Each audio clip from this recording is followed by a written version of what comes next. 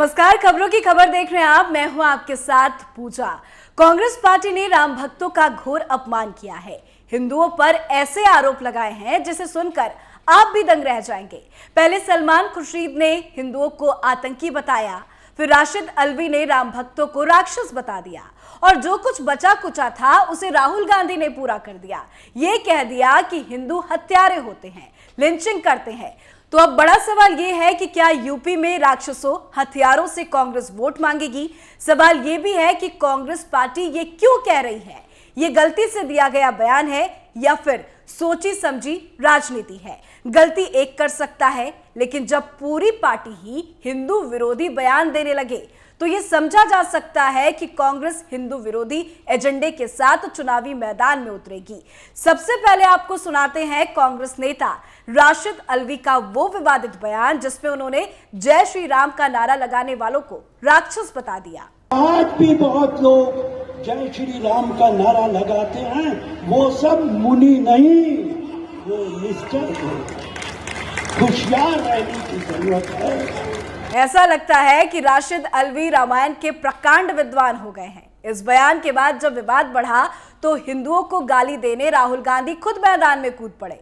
राहुल ने साफ कर दिया, हिंदुओं को गाली देने की मुहिम कांग्रेस की एक सोची समझी रणनीति है। राहुल गांधी ने राशिद अल्वी के बयान का समर्थन किया, हिंदुत्व के खिलाफ जहर उगला और ये थ्योरी दे दी कि हिंदू और हिंदुत्व अलग अलग है। इतना ही नहीं, आज तो उन्होंने हद ही पार कर दी। उन्होंने कहा कि उपनिषद पढ़ी।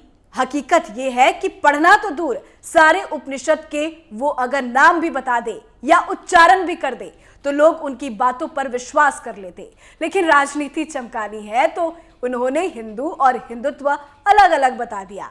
आरएसएस और बीजेपी के खिलाफ जहर उगल दिया।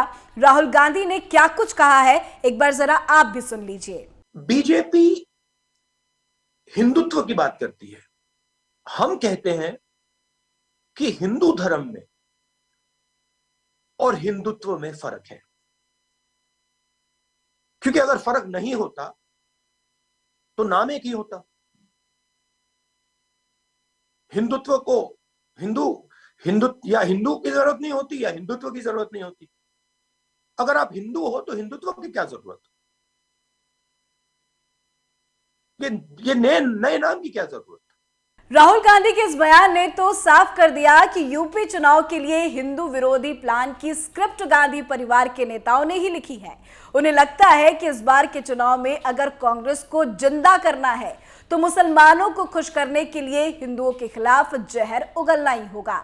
यहां अब हर किसी के मन में यह भी सवाल उठना चाहिए कि सलमान खुर्शीद के बाद एक कांग्रेस के नेताओं ने अचानक से हिंदू विरोधी एजेंडे हवा किस मकसद से दे दी? तो इसका सबसे बड़ा कारण अमित शाह का यूपी दौरा भी है। कांग्रेस को लग रहा है कि अगर चुनाव में सुर्खियों में रहना है तो उसके लिए सबसे बड़ा हथियार है मीडिया में बने रहना, और मीडिया में बने रहने के लिए अगर कुछ है तो वो है बीजेपी की और से कांग्रेस पर हमले।